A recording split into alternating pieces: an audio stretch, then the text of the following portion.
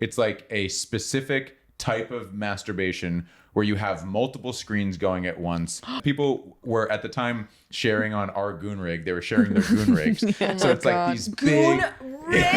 So you've got like a like. Do you know about this? Oh yeah. How do you know? Baby, I go down an internet rabbit hole every day. I like when you call me baby. Also, okay, who's doing now?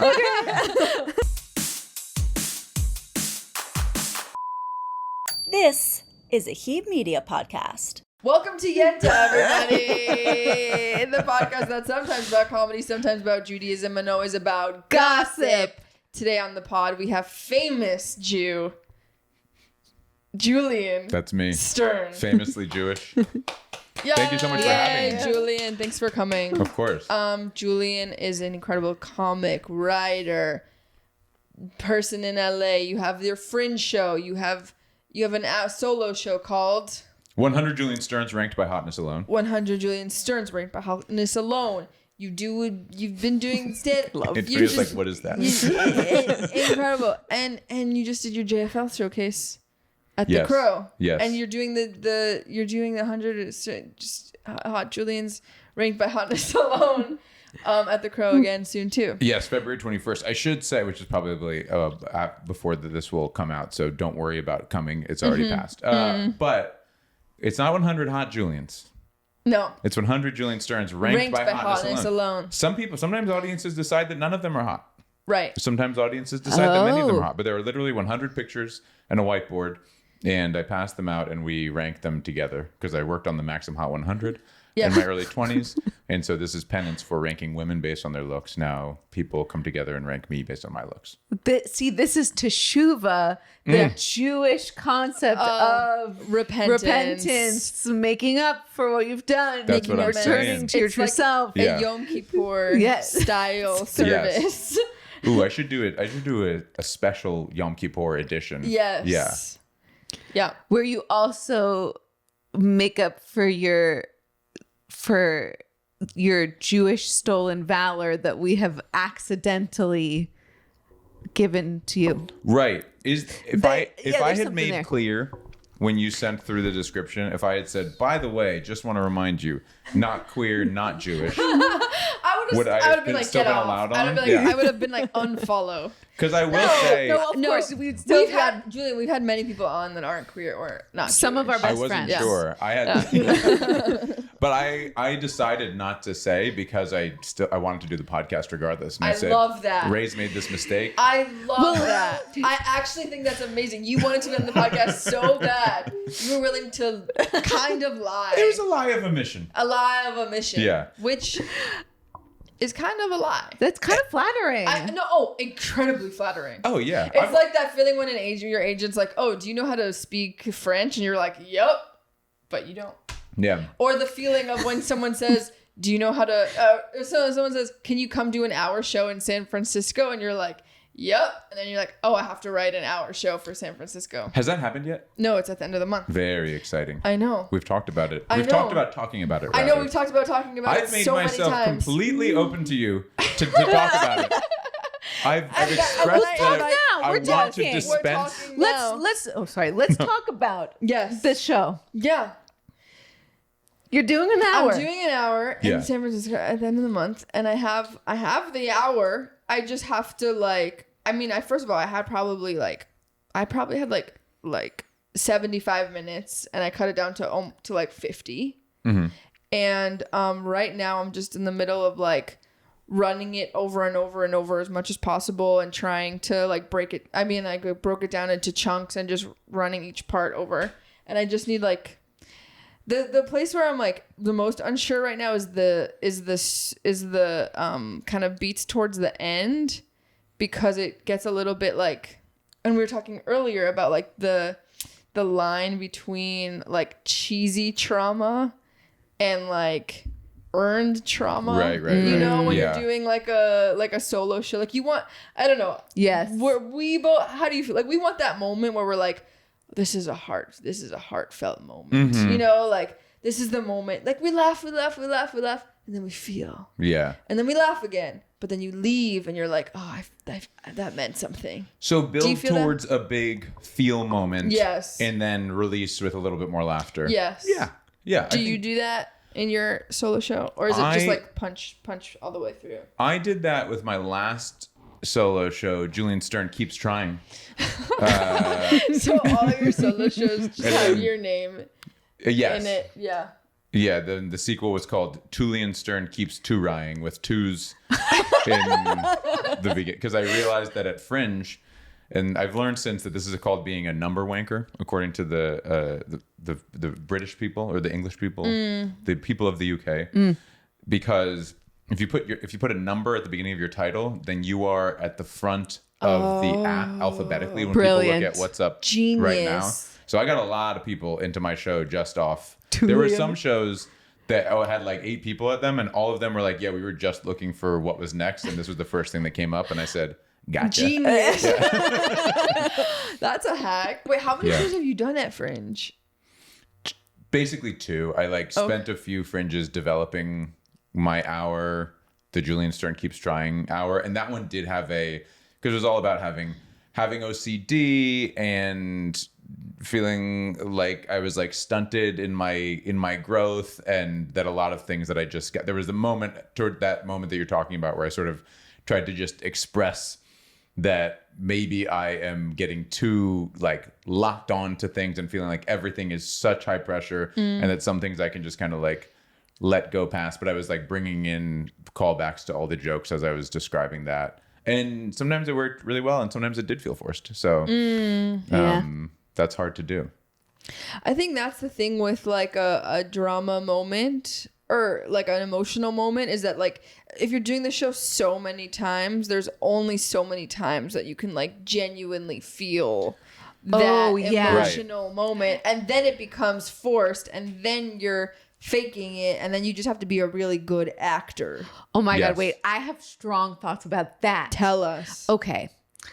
From an audience experience, I think everyone can sense it as soon as someone starts faking emotion or even just pushing for emotion for their own life story, because you see everyone tell their sad story and then they start to cry. But in real life, when someone's really emotional, they're doing everything they can to not cry. Yeah. And so when you see an actor or a public speaker really lean into the tears in the sad moment, it tells you that they're just trying to manipulate you. Right. And so when I see like comedians push for the sad moment or any kind of public speaker, I don't need you to try and drop into the emotion of it at all, because that is a manipulation tactic that distances me from you in a way that it wouldn't if you just told me what the facts. Like said it without the emotion. Yeah, say it without the emotion. Like trust that what you're saying is important enough. And if what you're saying isn't important enough that you feel like it needs tears or something behind it, then maybe it's not there yet.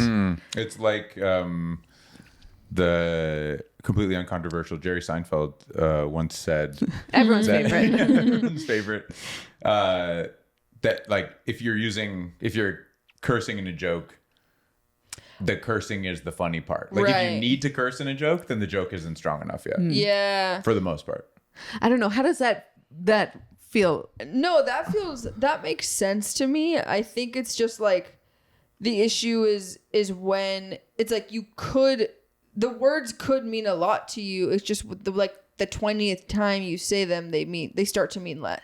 And that's okay as an audience. Right. Because we understand that that's happening. But like, even when you're like doing not emotional moments, when you're just doing stand-up funny moments, like you also have to find the emotion in that, even though you said it 100 times. Yeah, that's true. So it's kind of the same thing of like learning how to be perform it as if you're saying it for the first time. Yeah. And just be good enough that the audience believes you. Yeah. Yeah. What do you think? Yeah. Well, I think with a habit that I have sort of, I guess, ingrained in my process is it's sometimes, especially with important shows, I will add something brand new. Like at my JFL audition, I had a tag that I was like, I'm trying to cut right now, but this could be funny. And then I realized I did it at a mic and I realized I had time for it. And I was like, yeah, I'm going to add that, because then I'll be excited if it does well. Yeah. And I'll know in my body that it's coming, and then it'll feel like it's not just the same thing I've done, like, 12 times in the past week, which is what I was doing when I was just being like, can I run my 6-minute set on your show? Or can I have one extra? I'll pay an extra $1 at the Hollywood Comedy, please. And how did it go? Did the tag work? Yeah. Nice. It was how I talk about teaching improv in rehabs, and I say, if you don't know what improv is where a group of white men aged 23 to 41 come together to have a crush on the same girl with glasses. That's the joke that I've always done. Great. And then what I added was, don't ask how old the girl is, it'll make you sad. And that because it's just a bunch of guys in their 30s having a crush on a 24-year-old. Which, I don't know why I said which, but I'm leaving it open for discussion. That hasn't been my experience at improv, but it sounds like a true experience. It's probably, my experience was just UCB 101 in LA, and it was just everyone was just young actor. They're on instructions from their agents. Yeah. But wait, so tell me how the set went. I went to the improv ones, the improv auditions. Oh yeah. And that one was sad. It was tough. I mean, there was like a few kind of like breakout people who did well, even though the room was like just so terrible. You want to name who really sucked? No. That's Yenta. I've already gotten some texts from friends, so I know. Really? Yeah. You know? Yeah, I know. What did you hear? No, I'll cut it. I heard. I don't trust you. I trust you to cut cut, it. but I don't want to make it harder. No, it's That's just fine. You hear from people. Who did you hear crush? Anyone? Nobody reported to me that they crushed at the improv. Interesting. Yeah, but I haven't talked to everybody. Where are all the JFL auditions happening? The improv? The Crow? The ones this week were at were at the Improv and the Crow. Last year they did them at the Belly Room at the Comedy Store and the Improv. And I know that there's another round in a month.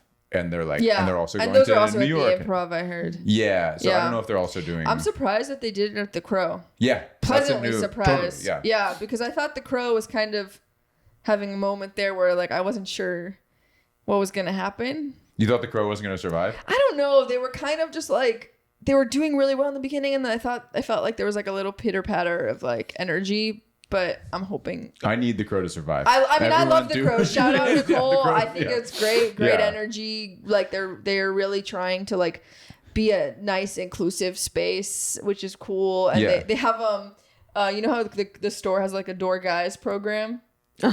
So they explicitly are making a Door Girls program. Amazing. With a Z, but anybody can join. Amazing. Right. So it's because the Door Guys at the store is also non-gendered. It's just they call it guys. Would it be more non-gendered? Which is kind of hilarious. If it was Door Girlies? I feel like that's become Door Twinks. That's the non-gendered version of guys. Completely gender neutral. Yeah. Door Girlies. We started with y'all and then we went to girlies. Right. Yeah. I want Door Twinks. Door Twinks? Yeah. That's at Best Comedy Club near me. Yeah. But it was really good. I went to those last year to support friends at the Belly Room and at the Improv, and it was showcases are always pretty terrible because most people are industry and there's not a lot of people there, but the Crow it was a full room. Sold it out. It was a full. I think they're always full room. It's just a full room of industry who just want to judge you, and who are not there to laugh. Yeah, that you have to really. And it's so hard. And I see comics who I know are so good, and they kind of bombed. Yeah. And I was shocked. But that's the thing about those, and that's why I am a very strong believer that a joke has to, for me to feel like it's finished, I have to feel like it's perfect, and then it has to bomb. And then I'm okay, I am fully confident in this, but I know that even on some days it will go poorly. And I kind of felt this. I cold opened Maria Bruguera's show at the Improv because she let me run my set, and I was getting nothing. Really? And this was 2 days before the showcase. Oh my God, I got like one mini pop on like the first joke, and then the next joke, literally crickets. I could hear the soda machine at the bar. That sucks. And then, Wait, who was bartending? Was it the tall, skinny guy with the like pepper hair? no, it was a younger guy whose name I forget, but I've met him a few times, and he's wonderful. Yeah. Because for some reason I want to make the bartenders laugh. Oh yeah, 100%. More than anyone. If like Yeah. one time I did a show at the lab, and the bartender was like, "Nice set." Yeah. And I was like, oh, I made it. But then like a month later I bumped, and Yeah. he just like wouldn't look at me. I was like, Which happens all the time. Yeah, But Chris Wakekiss was hosting, and so Maria and Chris were on, and they were laughing so hard because it was just, they knew that this is my tightest stuff that I've been working on in some ways for years, and in other ways for like tightening for a week, just spending every second. And so I was finally just like, hey, to the audience, I was like, you're probably a little confused about why you're not laughing at all. And they're laughing harder than you've ever heard anyone laugh. And so I should just let you know that I am preparing for possibly one of the most important shows of my life. And this is supposed to be my best stuff.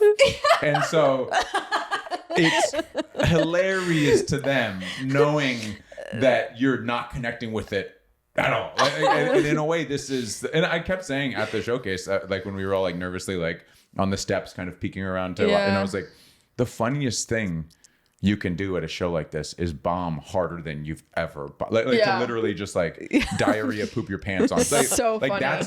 that's technically fun. Like I'm always struggling with the fact that like failure is so much funnier than success. Right? Like if you really cared about the bit, you would bomb. Yeah, kind of. And I know that's not true, but I feel like it a little bit. Yeah. Laughter comes from the unexpected. Yes. And if you're not expecting it either. but what There if you you go. are expecting to bomb? Yeah, you can't expect to Well, bomb. Then you will have to do that. Then you have to make then it them would laugh. be so funny, dude, if you Yeah. actually did well. So funny. How did the audience respond to you doing that meta commentary? Like, did that wake them up, Yeah. or was that even harder for them? No, it loosened them up. Okay. Because it's and that's also why I will sometimes try something that's brand new. Is I like to. I was just talking to somebody about this, about how like that kind of is a way that I relate to the audience is by doing a joke that I'm not sure is going to work, and then acknowledging it and not being like self-deprecating, but just sort of like being like, we're all experiencing this together. And like, it's much more relaxing as an audience member to know that the comic knows that you know, that they understand what's going on. And it's not just like, okay, we're all pretending that this is funny. This is going well. Yeah. You know, because at the showcase audition, someone at the audition like was bombing, and I was like, are they going to point it out? Are they going to point? And they didn't. They just kind of just like ran through it.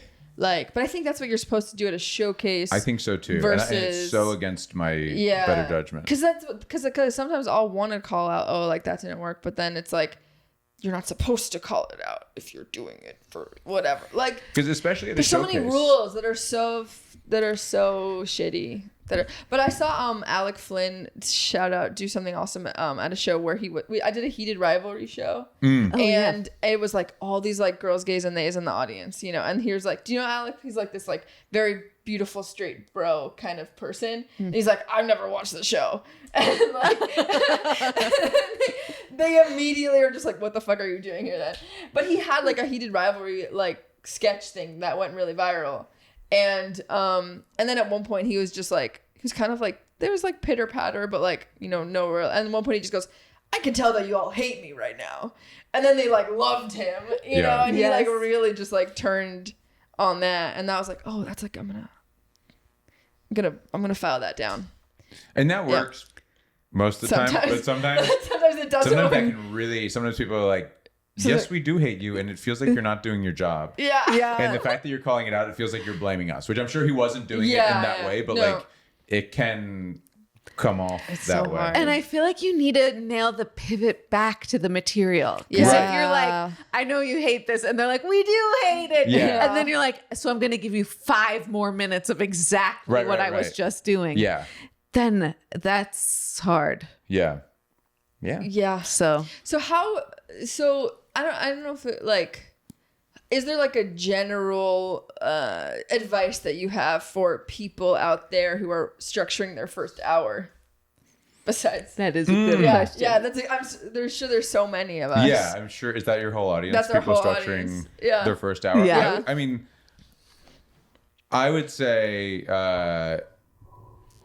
just doing it is a thing. Like the first time I did an hour, I think it was a friend of mine had a show at the Clubhouse where it was called the regular special that only went for 2 shows, but he wanted to give people opportunities to do way longer sets. So just like have like a club style, like host feature headliner in LA. but it was at the Clubhouse in LA, and then they double booked us. Nice. And so my partner was living in a house that had like a pool house thing, so we just moved it there, and it was a really stressful day, but I wound up just I was like, I'll just do it. You get people in the room and you do it, and some of it wound up going well, but like I feel like I found a lot of jokes in the transitions that now maybe are probably jokes that I still do, even if I don't do the jokes that were on either side of them. And so, well, how do you find jokes in the transition? Do you have any examples of your favorites?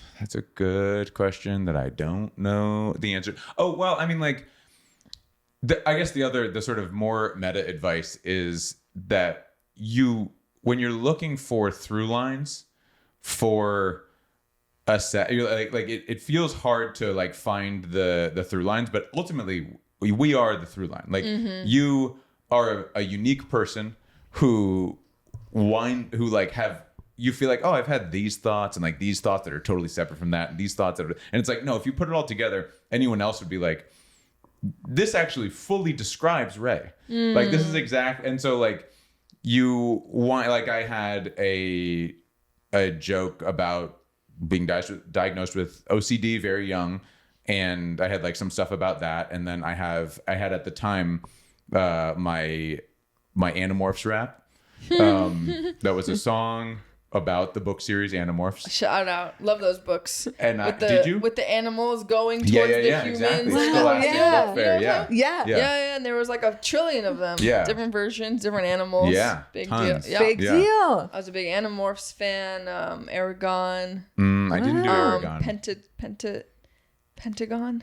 Was that one? I stuck on it was I was Just just Animorphs. obsessed with Animorphs. Okay. Yeah. Parallelogram was more my. Totally. Oh yeah. Trapezoidal. Yeah, Yeah. that was good too. Yeah. Parallelogram. Not all parallelograms are rectangles, But but that all, one. yeah. It's great Love series. that one. Yeah. Oh yeah. So your Animorphs And rap. so Yeah. so you did your Animorphs So it was like rap OCD and into the Animorphs thing, and then like, oh, but I'm also depressed, and I had some stuff about depression, and so just kind of, I think that it's easy to see where Did they you flow. structure it like chronologically? No, I don't remember. Because that's a especially for note that I one. got. I ran it a few times in my living room, and like people are just like, it has to be chronological. It more doesn't than make one sense. person.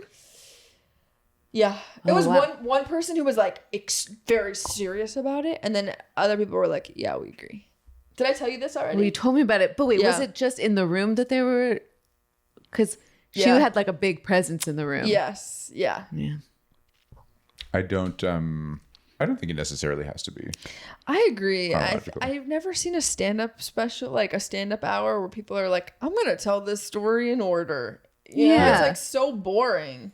Oh, but wait, I realized I didn't actually answer your question. Yeah. I had a joke. I realized when I was doing the OCD stuff and then the Animorph song, Oh, yeah. I literally, one of my things, I was scared of the Yerks. They were the slugs, the bad guys. They were parasites. And so I would sleep with my ear folded over.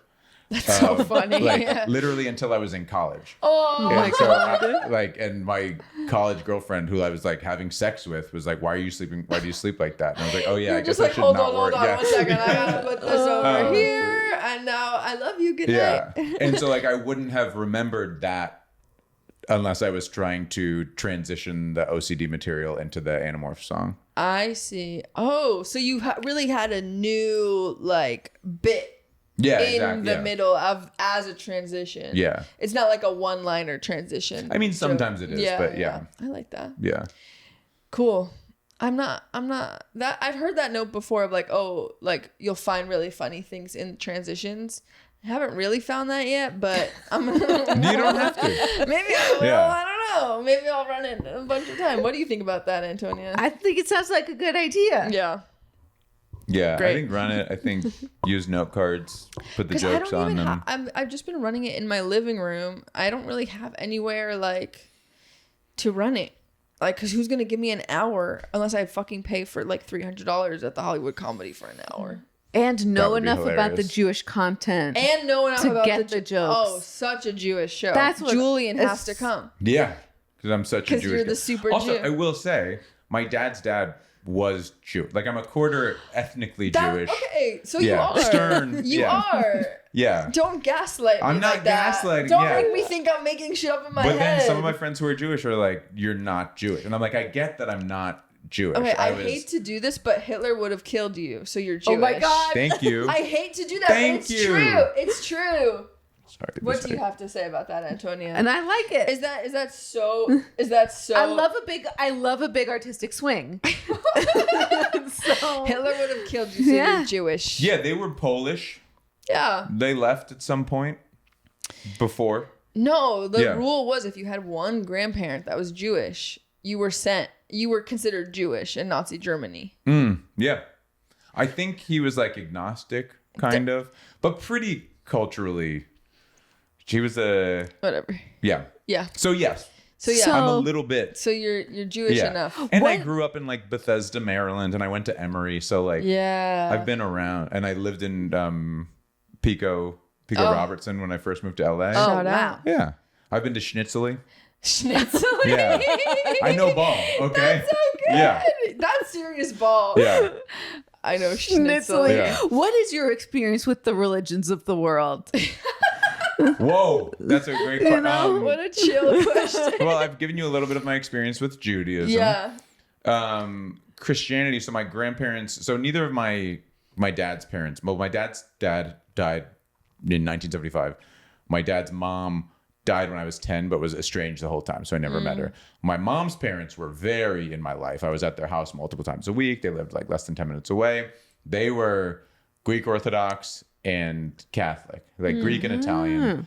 And they never pushed religion on me, but I would sometimes like go to church with them when I was little. And they did have their friend, Father David, secretly baptize me. No. Yeah.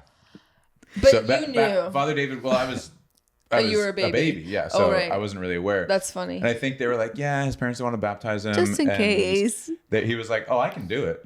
That's so good. All right. And I think he just like literally blessed some water and sprinkled it on me, and I was baptized. You're pure. Yeah. And then my So that's mom was like kind of woo-woo, like into Buddhism, like type of stuff. So you really have your hand in a lot of different Yeah. pots there, religion pots, and if the Christian God is the God, then you're good, right? Because you're baptized. Then you're baptized. I and guess if so, the yeah. Jewish God is it, then you're also good because baptism doesn't matter Yeah. according to the Jews. I haven't really touched Islam too much, that I or can't. like I know nothing about. Zoroastrianism. Oh yeah. Yeah. A hot religion these days. It was a big one back in the day. Yeah. Yeah. Famously. Yeah. Huge. Huge. But I love the name. get your bones picked clean by the birds. Oh, really? Isn't that them? I have no idea. The burials would happen on tops of buildings. Oh, that's cool. You could go, unless I'm knows? like mixing it up. But do you have any stand-up hot takes, hot gossip for us? Stand up. Stand up. I want like a stand up. Like I feel like you're just in the scene so much and you know so much. I mean, we could talk about the Hollywood comedy. Oh my god. recently. Okay. Do you know we've about already it? we talked Have you about talked it a little bit on okay, the then we pod don't need to before. talk about it more. Okay, listener, go back. What episode was that? It was, who was it? It wasn't Effie. It was Everett. Everett. Okay, Oh, go boy. back to the Everett episode. That messy bitch. Yeah. Oh no. I love that response. Yeah. Oh my god. But you have to watch. Clip it up. Clip it up. Yeah. You have to watch that episode because he goes deep into a gay cum dump group chat where it's like He says stuff like that, and I'm like, okay, but what is a cum dump group chat? Is this a cum dump meetup group? watch the episode Okay. and you will find out, or listen to it. And is a cum dump the same as a cream pie? Yes, but No, we've never talked Isn't about a cream pie on just a Yenta? one person? What? it's multiple Right? cream pies. Oh, okay, It's yeah. multiple. It's many. Yeah. It's in it, but not multiple pies. It's more like one really, really, really. It's like a mile high apple pie. lots of Mile people. high. Yeah, lots of pies. So there's one cum dumpster, and everyone else is dumping in there. Oh yeah. Yeah. I see. Yeah. And I don't know. I actually don't know about this too much. But I believe that. But you're gay. I Julian, believe in the my cream head. pie is kind of about the point of insertion. Like, I think it's sort of like it's kind of like you're only like, it's not just finishing in someone. It's see. about sort of Shallow. as you would fill a cream donut with like the piping Wait, just a really? little bit in. Yeah, maybe I'm wrong because No, I a big think you're part of the cream right. pie has to do with it dripping out afterwards. Yeah. As I understand it. No, that's true. Yeah. As a scholar of the As a scholar. subject. People will really debate whether I'm like because sometimes people are like, Julian, you're such like Liz Hader the other day, very funny comic, very wonderful comic. She was like, Julian, you're such a good guy. You're such Yeah. a nice guy. That's how I pitched you to Antonia. Yeah. That he's a pitched nice. me as he's not queer, but he is Jewish. He's so and Jewish. He's really, really nice. Yeah. And And I the said full it's pitch. so rare to find someone in the comedy scene that's just like a nice, genuine human. You do seem really nice. I And when I appreciate was that. watching your clips, I was thinking to myself, he seems so nice and normal that you are achieving what youth pastors wish they could achieve. Wow. You know? Yeah. And then I said, "What do you mean you're Jewish?" You're really I don't want to hear anything about him not being Jewish. You go to the bathroom and just punch yourself in the face. He's Jewish. You can only have Jews on this pod.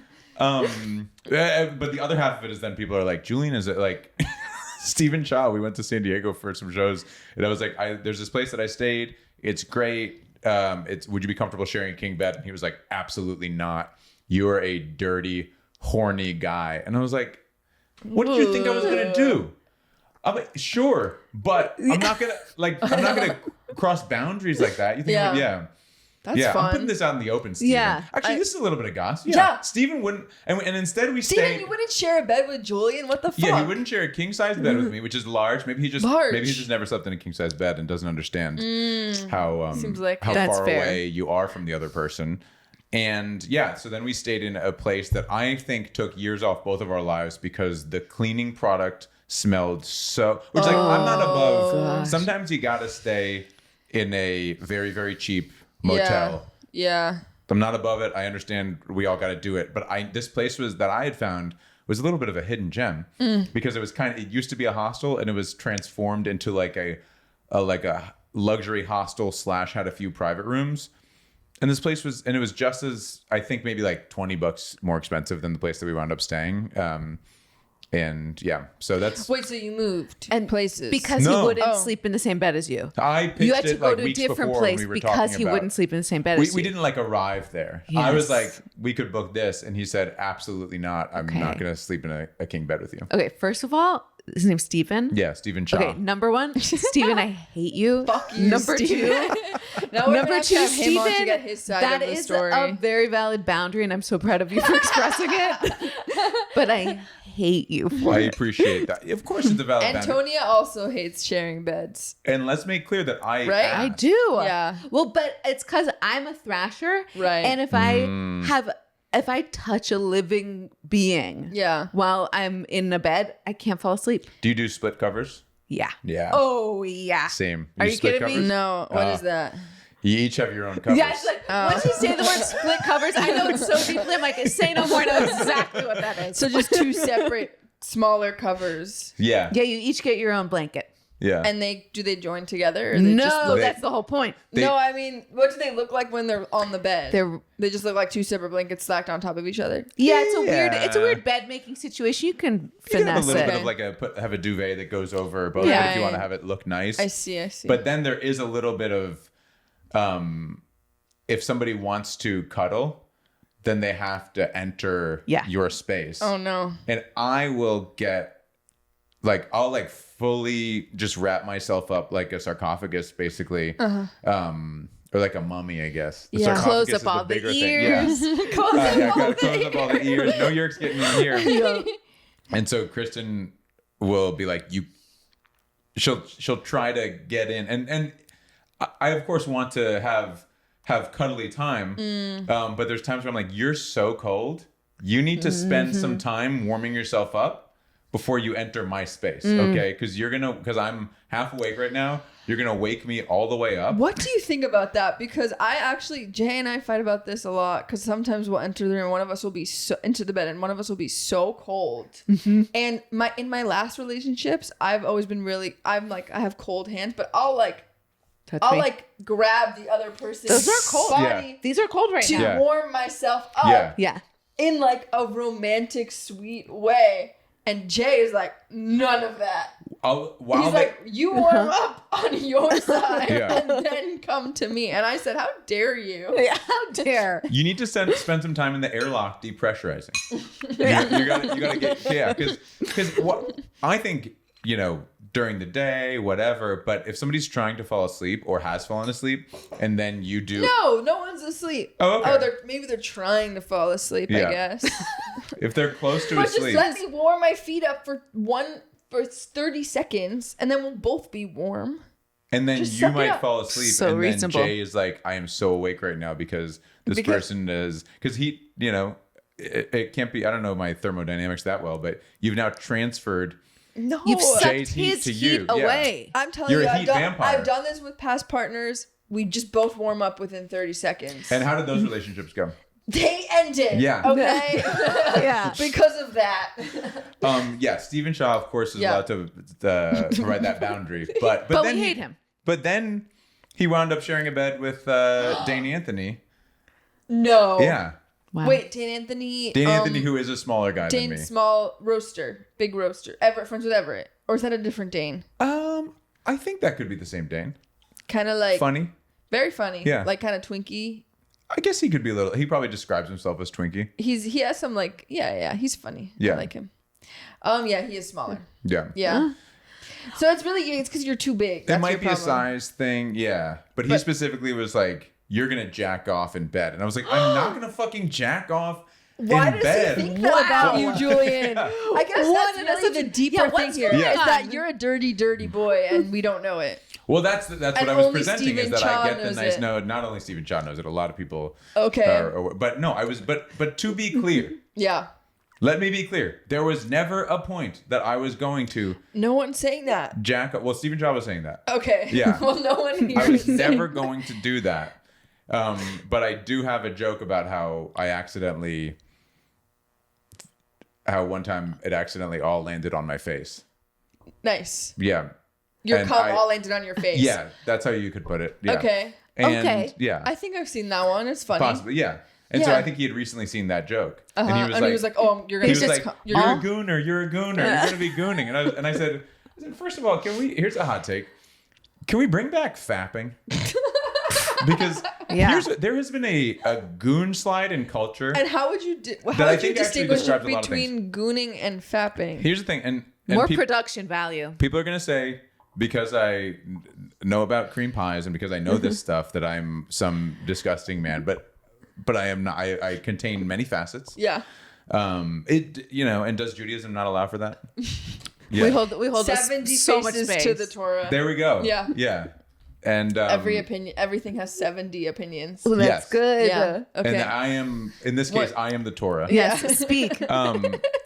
Speak God on fapping. So a few years ago, I have two friends who I will not name, but they're two very good friends, and we share a lot of DMs. They are my like extremely online friends. They don't know each other, but I will often receive one meme from one of them and send it to the other one because they're both so deep in the kind of almost 4chan awareness space. And so one of them a few years ago sent me a meme about gooning, and I said, I don't know what this is. And he said, oh, it's hilarious. It's like a specific type of masturbation where you have multiple screens going at once, and supposedly, and then people were at the time sharing on our goon rig. They were sharing their goon rigs. So it's like these big rig. So you've got like do you know about this? Oh yeah. How do you know? Baby, I go down an internet rabbit hole every day. I like when you call me baby. Also, okay, who's dirty now? No, I'm dirty. Oh yeah, and it's like all the shots of their setup are just like it's just an erection surrounded by screens. But like, I haven't even seen having these a boner yeah. in there feels like part of the like credibility, Right? You know, and gooning, I'm looking it up. Right. Gooni, yeah, R-I-G. and so gooning was that. Gooning was having a goon rig, watching multiple, like being the most kind of disgusting, but also supposedly there was a. It's like masturbation it's for transcendental. ADHD people. Yes, exactly. There was a transcendental thing called the goon. I forget what it's called. It's like the goon space or something, where like you go kind of like interstellar, and it is like From coming? no. I don't think from coming specifically. No. It's just you're taking in so much porn from so many different angles. There's so much stimulus. Yeah. And it really I don't is. see goon rig on Reddit anywhere. So Well, they probably had to take it down. But if you just Google goon rig, you'll see some for sure. Yeah, Google it right now. Turn safe search off. Yeah. Make sure you do not erase the history. No. But so anyway, that's what gooning was. And then gooning came into the zeitgeist in the past 6 to I think less than a year. The Atlantic wrote about gooning about 6 months ago. Yeah. There was Oh my God, that's so funny. Long read about gooning in the Atlantic. To read that. And what then was the take? I haven't read it. I said I know all this stuff already. My rig is so much better than these guys. And then never had a goon rig, never been a goon. Yeah, never describe gooned. your goon rig. Never gooned in my life. I've never gooned. As I think everyone here probably has, I've pleasured myself. You've fapped. Ew, we don't do that Yeah. on the Yenta. We're religious here. Right. Sorry. Okay, I can't really talk about queer or Jew stuff, but I'll talk about gooning. That'll hit. I think it'll take up enough time. And so anyway, fapping was just, I feel like, a euphemism for old school. masturbation. Good old masturbation. Yeah. Versus, I understand. But now, because gooning came into the mainstream, everybody started using the word gooning, and this goon slide occurred where everybody started using gooning for somebody who watches porn or somebody who to masturbates mean regular at all. masturbation. Regular people. No. Unbelievable. Yeah. So when Stephen Cha said you're a big gooner, I said absolutely not. I am no gooner. I forgot where Huge we were going. masturbator. Yeah. But- Huge fapper. But not a Not a gooner. gooner. I would say normal. Yeah. I'm in touch with myself sexually. I love that. What does the Torah say about masturbation? It's bad. complicated. What does the Torah say about gooning? Should we that call- one's fine, It actually. doesn't have any prohibition No on problem gooning. with Should we call gooning. Samantha Franco of Modern Ritual and find out what she thinks about Yes, gooning? I love that. We'll have to do a TBD because we have to get to your gossip. Yeah. This was incredible, though. Yeah, and we haven't even gotten to the gossip yet. Yeah. And But- we haven't even talked about the Hollywood. We don't need to talk about the Oh, Hollywood we can comedy. skip There's the Hollywood. no, unless you have an intel that we don't know about from I that. don't think there's any intel. I just think everyone needs to chill out. The video is funny. Yeah. It's funny how those Yeah. ladies were so aghast at just the normal experience that we put ourselves through every day. So funny. Their fans should absolutely not be trolling people or Yeah. sending death threats and to stuff. poor baby If Tyler anything, Strauss. Their Baby fans Tyler Strauss. should set up a GoFundMe for stand-up comics Yeah. everywhere. and you know, Zhao Ying, for anything anybody can say about the Hollywood comedy, I was there at the beginning of the Hollywood comedy when she was literally hosting 10 mics back to back. Wow. She hosted all day, every day. Oh my God. With her stepson, who was 2 years younger than her. Yeah. I didn't know The three of us had a blast together. Yeah. Yeah. That's really good Yeah. gossip. Yeah. That's so funny. So she's Wait, earned and it. this is the person that she's married to now and that she's pregnant with. Is it the I same? think this is a new person, new but I'm person. not positive. Yeah. That's so She funny. had a son amazing. with that guy. So that stepson had a half brother who was 32 years his junior, I believe. And now there's somebody, yeah. And now she like has a Hulu special, or I think maybe, she yeah. has. Wow. Yeah.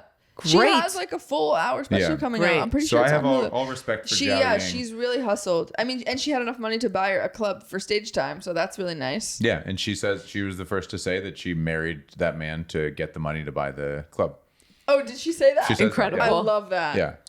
Wow. And she got free labor from his adult son. Because I think she and I are the same age. And at the time, I was like, "This, wow, here we are, just three people in their early 30s. Just one of them happens to be the stepson of the other one. And I'm hanging out with them." Having a stepson 2 years younger than you is so funny. There's nothing more jogging about it. Good for her, man. But So, yeah. But did you bring? Oh yeah. Did you bring other gossip? Yes, I've got. You've already given us great stuff. So we were talking about my Jewish grandfather, and he was a writer for the Washington Post, which recently had its international desk gutted in some pretty bad layoffs. Yeah. He was the first. They called him the dullest correspondent of the Washington Post because he was like kind of the first foreign, like before they even had a foreign desk, and so he would go off and like cover Vietnam, and Cool. he would also he was doing a story on MK Ultra, which if you don't know, The beauty brand. is a no. Oh. Yeah, What he was is in the that? 70s. He was doing. Yeah. Yeah, that's what I. Yeah. It's kind of, I guess, in a way, it's kind of like the beauty brand, but it was a. Isn't that a brand? I think Ultra is. Ulta. Oh, Ulta, and maybe MK And then also is. MK sort of sounds like Mary Kay. Maybelline, Mary Yeah. Kay. Yeah. Yeah. So MK Ultra, and this sounds like a tinfoil hat conspiracy theory, but it's a real, like, you can read it and all, like, it's a thing that was proven that happened. The CIA was like trying to figure out how to do mind control by breaking people down, and they down with like psychedelics. And so they were having people who were coming into like mental hospitals and stuff, and they were genuinely experimenting on can we break down their psyche so much that we can rebuild them and just fully control them. And so they fucked a lot of people up. And he was reporting on it at the time, and a few years later he died of a heart attack while running on Martha's Vineyard in 1975. And one of his colleagues was basically like, the CIA has a heart attack gun No. that is able Yes. to, and he said, and I think this is, I looked that up for yourselves, but I think that is a thing that is kind of out there and also not actually tinfoil hat. Yeah. But there's a thing that they can like shoot you with that basically gives you a toxin that makes it look like you had a heart attack. And he was like, he complained of a like bee sting at his ankle, which is not in line with typical heart attack conditions. And so I think he was, and this was definitely his most sort of like out there colleague. But so there's a question as to whether the CIA might have killed This is your. my grandfather. That's so Yeah. juicy. That is juicy. I wish all of my grandparents had been assassinated in a fun way. Yeah. they that were was- just yeah. assassinated. Instead of just Dementia? dementia. That's Yeah. so Dementia, heart basic. attacks. Yeah. Yeah. Yeah. Wow. But he was also very much, and this is not good, but it's juicy. He was probably in his 50s at that point, and he was hooking up with a lot of lady journalists in their Nice. early 20s. Sure. And there is Maybe that gave him the heart attack. maybe. Well, he didn't have access to a good goon rig, so Yeah. he had to make do. Yeah. And did you hear about the Cuba situation that recently got reported on? No. It's in the vein of the heart attack gun. There'd been reports out of Cuba that diplomats were getting I know what you're talking about. Yeah. were like getting I these forget attacks. what it's called. The something syndrome. Exactly. Yeah. It was like Havana syndrome. Yeah. It was something in the room that they And- could like, And they felt like it was it was ruin their like sound hearing. waves Yes. or ultrasound Yes. waves that were being I targeted 100% at them. believe all of and that. there was like just an article saying that there's that people think it's real. It's 100% And, real. and there seems to be a lot of evidence. Yeah.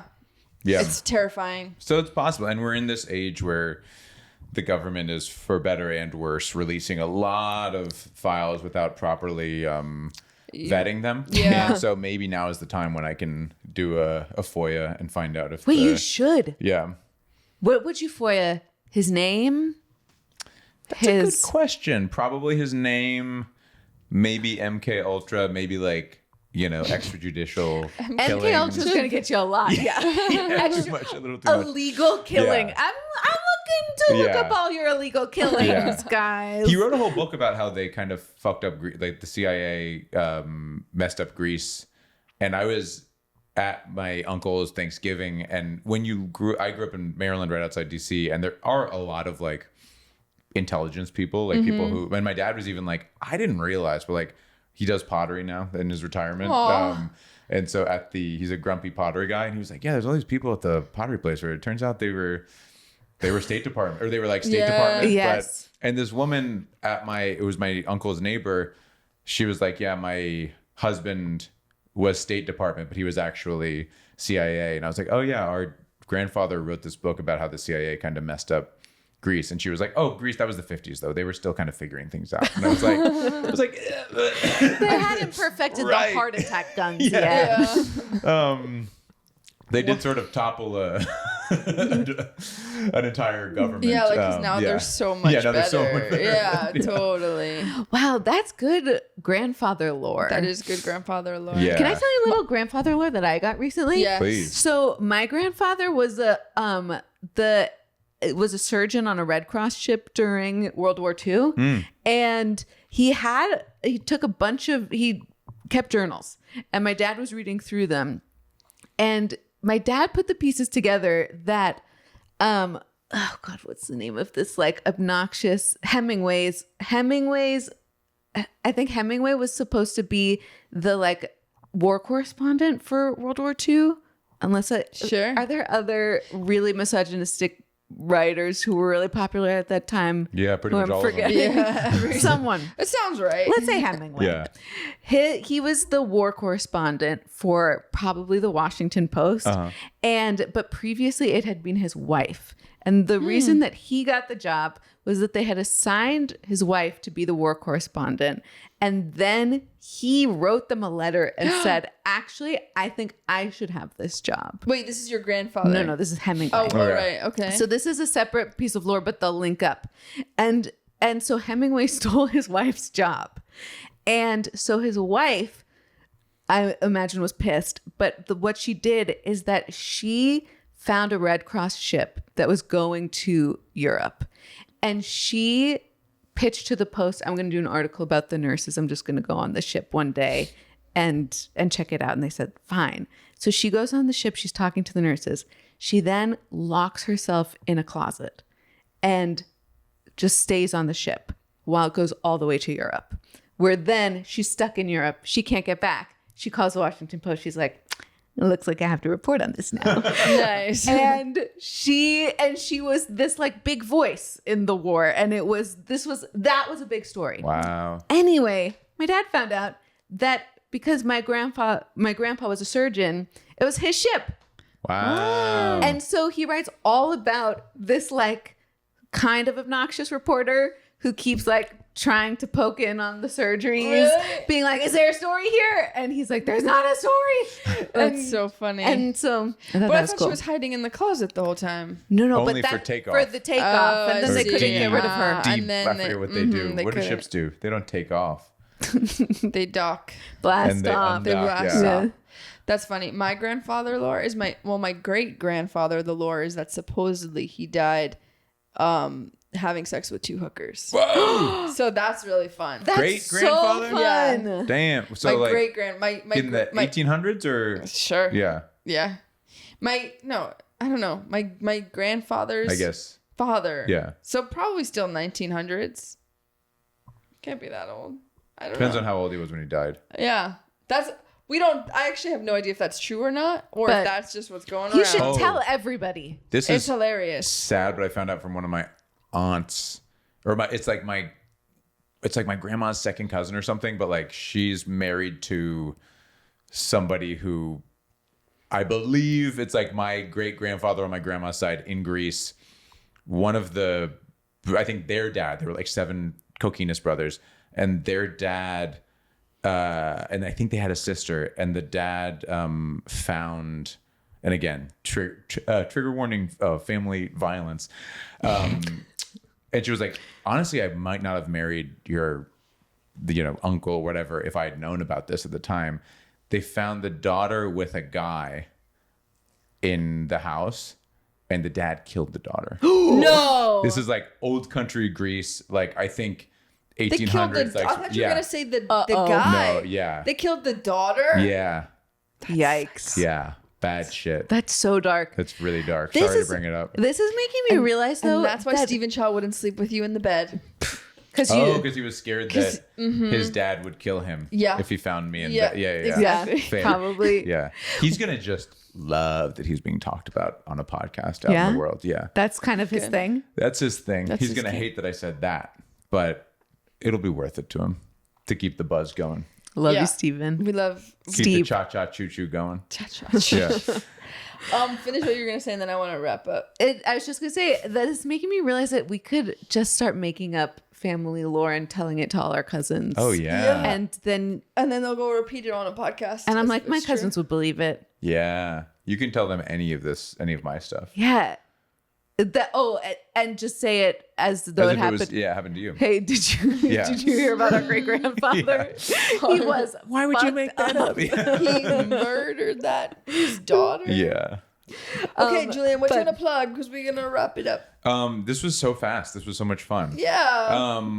When's it coming up? Not for weeks. Yeah. Okay. Let's say then, months. Then just follow me on Instagram at Julian M. Stern. I put all my little shows in the bio. I will hopefully have another 100 Julian Sterns ranked by Hotness alone coming up. Perhaps, and just as a real perhaps, an exciting one. Ooh. What's that mean? Oh, what does that mean? And also my Substack, the Sternal Journal, sternaljournal.substack.com. I promote my shows there. It's a weekly thing. I do I wrote about like the nerves of the JFL audition this week, and so sometimes it's behind the scenes comedy stuff. Sometimes it's whatever I'm thinking about, and sometimes it's just recommendations of stuff I've been enjoying.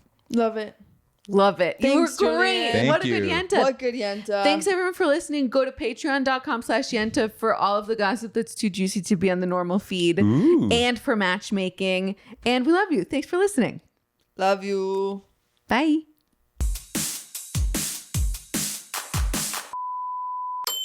This is a Heeb Media podcast.